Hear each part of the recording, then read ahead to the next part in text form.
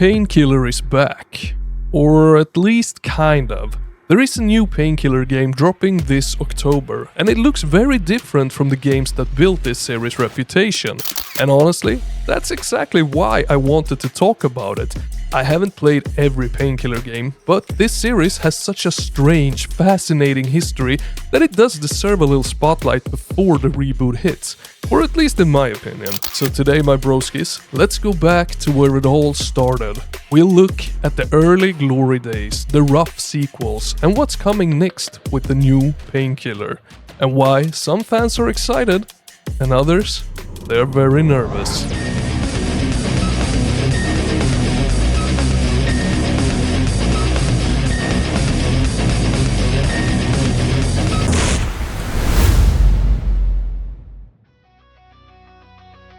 In 2004, Polish studio People Can Fly dropped a game that felt like it came out of another era, in the best way possible, that is.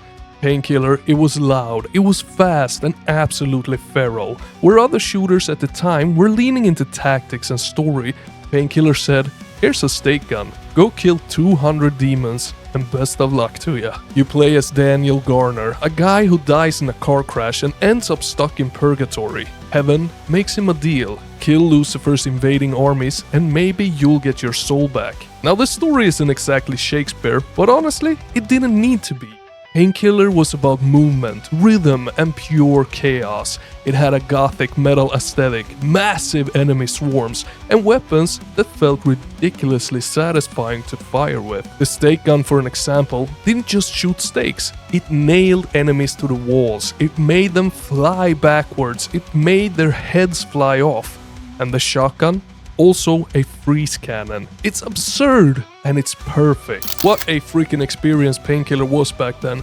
And if you want to know if you remember it correctly, well, I can safely say that it holds up quite well. So don't be afraid to jump back into it if you so feel the want to do so, because it's still a bloody good time. Now after the first game hit, Painkiller became this weird, sprawling thing. There wasn't just one sequel, there were many. Battle Out of Hell, the first expansion, bundled in the Black Edition. It featured more levels, more demons, and more everything. Then, in 2007, came Overdose, which was a standalone expansion where you play as Belial, a half-demon, half-angel who looks like he listens to a lot of industrial metal. Then in 2009, we got Resurrection, and in 2011, we got Redemption, and in 2012, Recurring Evil. All of them trying to add more story, but often stumbling over bugs, pacing, or just not being very fun. And then there was Hell and Damnation, which you have seen footage from in this video. It dropped in 2012, a remake/sequel built in Unreal Engine 5. It looked modern for the time, it had co-op and remixed the original levels, but reviews, well, they were mixed. People liked the nostalgia, but it didn't quite stick the landing. And one of the key reasons for this dip in quality was that after Battle Out of Hell, the original developers People Can Fly were no longer involved. The series was passed between several different studios, and that inconsistency really started to show. This era of Painkiller is really messy. It's like the series didn't really know if it wanted to stay a pure boomer shooter or become something completely else. And in trying to do both, it completely lost its identity. But fans, they still love the idea of Painkiller. But many of these later entries, they didn't really capture that raw, dark magic from the original game. To understand why the newer game struggled, it helps to remember what made the first Painkiller work. It wasn't about deep storytelling, it was about the flow, the tight movement, the endless enemies, the big, huge freaking boss fights, the metal soundtrack cranked up to 11. You'd enter an arena, the doors would lock, and then the game would throw everything at you until your screen looked like a heavy metal album cover. And the later games unfortunately often forgot about that. They added plot lines nobody cared about, smaller fights, slower pacing, or clunky system that just got in the way. After Hell and Damnation in 2012, Painkiller sort of vanished. There were some rumors over the years, but nothing solid. The series just sat in limbo. which, let's be honest, is kinda poetic. Until recently. In 2025, Painkiller is making a comeback. The reboot is developed by Anshar Studios and published by 3D Realms and Saber Interactive.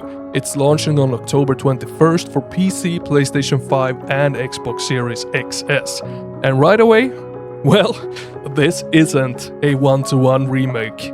The reboot, it features 3-player online co-op, a roguelike mode called Rogue Angel with procedural arenas and loot, new traversal options like dashes and grapples, a mix of new and classic weapons, and of course, hordes of demons. Now on paper, that sounds pretty cool, but here's the thing, a lot of fans are very skeptical, including myself.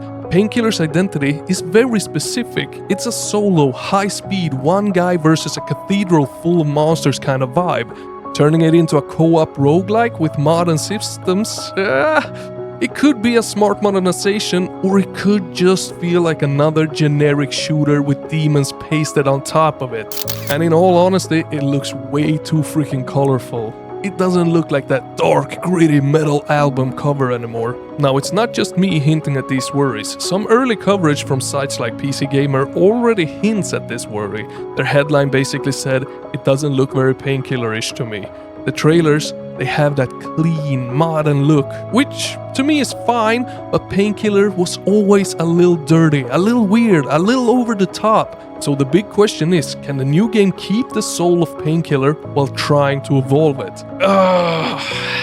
Personally, here is what I'm hoping for, that they keep the core loop of big arenas and huge enemy counts. And I really hope that Rogue Angel is a fun little extra thing and not the main focus of the game, which I don't think it is, but I just want to emphasize that. And I really don't want co-op to overshadow the solo play, which I think it does. And I really don't want them to sand away the series' super weird edges that really gave it its personality that it sits on today. Because Painkiller simply doesn't need to be polished and cinematic. It just needs to be loud, fast, and metal as all freaking hell. But as you might have figured out already, my predictions are that this game will not be what the fans are looking for. It's simply going to be a cash cow loaded with skins, generic co-op missions, and a will to appeal to the mass audience without the fundamentals in place and forgetting about the core audience. Now, if you are a little bit hyped or at least plan to play the new Painkiller, here is where I'd start to catch up before I play the reboot. We got Painkiller 2004, or the Black Edition. This is the classic Painkiller experience. Then we got Hell and Damnation, which if you want a shinier but less faithful remake, this one will deliver. Then we got Overdose, which is a fun expansion if you just want more chaos. As for Resurrection, Redemption, and Reoccurring Evil, those are kind of play at your own risk territory. I don't disencourage playing them, but they're not as cool or fun as the 3 prior mentioned ones. So that, my broskis, is Slim's short version of the story of Painkiller. From its chaotic birth through its messy sequels to a very risky and not so exciting reboot. Now, whether this new game is a rebirth or a misfire, we'll soon find out, but either way, it's great seeing the Painkiller back into the conversations of the people. And what do you think? Are you hopeful for a reboot, or are you as skeptical as I am?